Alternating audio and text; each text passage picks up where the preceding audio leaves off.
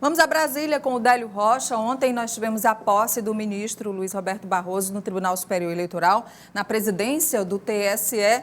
Délio, ministro, eu ouvi um trecho do discurso que ele fez de posse, claro, a posse virtual, e ele falou muito sobre o processo democrático e como é importante a democracia e o respeito entre os poderes, especialmente no momento que a gente vive esse, que é o de pandemia. A gente tem enfrentado também, lógico, paralelo, uma crise política no nosso país. Olá, Délio, bom dia para você. Nádia Rodrigues, bom dia para você, para o Fenelon, bom dia a todos no Piauí. O ministro, viu, Nádia, nesse discurso de posse, ele falou com muita ênfase da importância da Constituição Federal e do Estado Democrático de Direito. Ele disse que é preciso, sim, defender a democracia. Ele comentou que a democracia não é um regime político do consenso, mas é um regime que permite aí o dissenso civilizado, né, e que prevê, aliás, permite uma convivência civilizada com as diferenças. E nesse discurso de posse, Nádia, ele também aí falou, destacou algumas prioridades para a gestão dele. Ele falou, por exemplo, que deve, ao longo desse período aí que vai ficar à frente do Tribunal Superior Eleitoral, desenvolver uma grande campanha para defender o voto consciente. Luiz Roberto Barroso também falou da necessidade, da importância de se atrair mais os jovens e as mulheres para a política. A gente tem um trecho desse momento aí da fala do ministro Luiz Roberto Barroso. Vamos ouvir. A valorização, o prestígio e o aprimoramento da vida política estão no topo da nossa agenda. Declino aqui, desde logo, 3 objetivos que irão mobilizar a nossa gestão relativamente à política.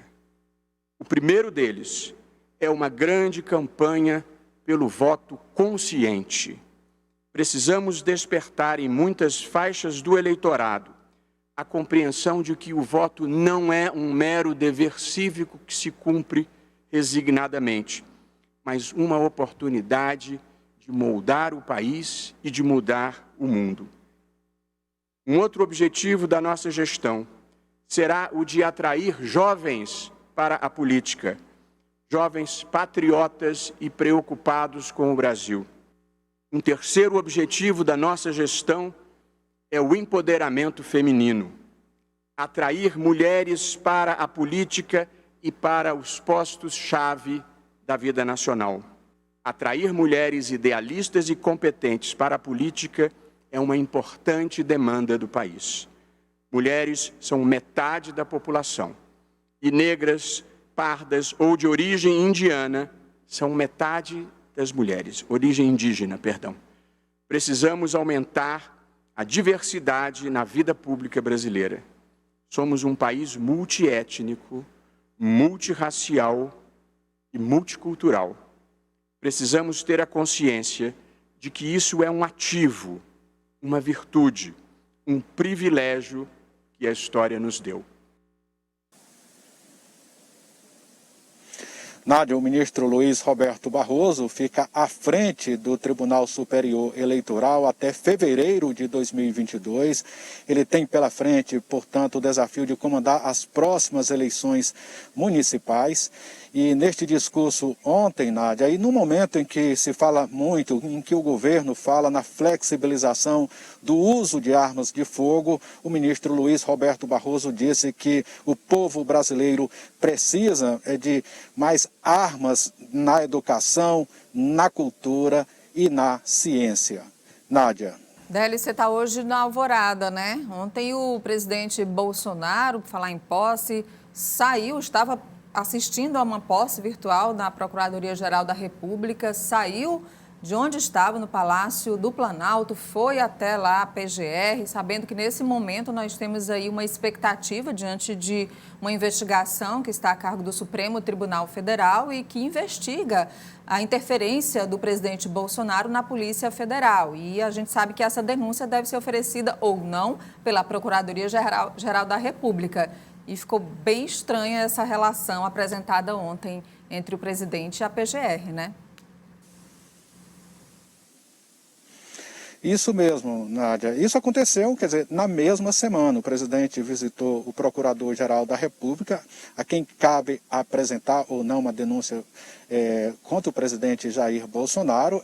Essa decisão aí do ministro Aras, aliás, do procurador Aras, deve sair até sexta-feira. E aí, por conta disso, Nádia, esse encontro foi muito criticado, né? Lembrando que a posição de Aras pode aí dar um gás maior àquela denúncia que foi feita pelo ex-ministro Sérgio Moro contra o presidente Jair Bolsonaro. E, Nádia, esse local aqui onde eu estou, o Palácio da Alvorada, é a residência oficial do presidente da República. Vale até registrar que ontem, Nádia, teve aqui mais um confronto, digamos assim, entre apoiadores do presidente da República e jornalistas. Aí, enquanto os jornalistas estavam aqui, os apoiadores falavam palavras agressivas contra a imprensa. Em função disso, inclusive, 2 órgãos de imprensa do país decidiram que não vão mais enviar jornalistas aqui para a frente do Palácio da Alvorada por conta desse clima mais beligerante. Nádia. Obrigada, Adélio Rocha, ao vivo de Brasília. Aí, então, alguns meios de comunicação, por questão de segurança, estão deixando de fazer a cobertura mais próxima ali, né, na Alvorada, sempre no cercadinho ali, onde o presidente se concentra para falar com apoiadores e com a imprensa. Pois é, não é o melhor cenário que a gente espera de um país democrático. E a questão da visita dele ontem à PGR, ela, obviamente, a Procuradoria-Geral da República, a PGR, obviamente traz mais lenha na fogueira dos que querem suspeitar vamos dizer assim, da independência da PGR, já que Aras foi indicado para a função, para o cargo de Procurador-Geral da República, sem sequer fazer parte da lista tríplice.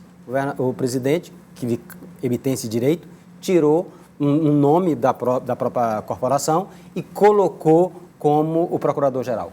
Bom, e ainda tem também ontem a aprovação pelo Senado, depois da repercussão do vídeo da reunião ministerial, que está agregado como prova contra o presidente na possibilidade de interferência na Polícia Federal. Nesse vídeo, né, que foi divulgado, já tem a íntegra do vídeo aí que foi permitido, alguns pequenos trechos que foram retirados pelo ministro Celso de Mello, mas o ministro da Educação, Abraham Weintraub, fala sobre o Supremo Tribunal Federal. E ontem o Senado pediu que o ministro vá dar explicações ao Senado. Olha, o Abraham Weintraub, ele está numa situação muito complicada. A gente quer saber até onde o presidente abraça essa ideia de mantê-lo no posto. Por quê?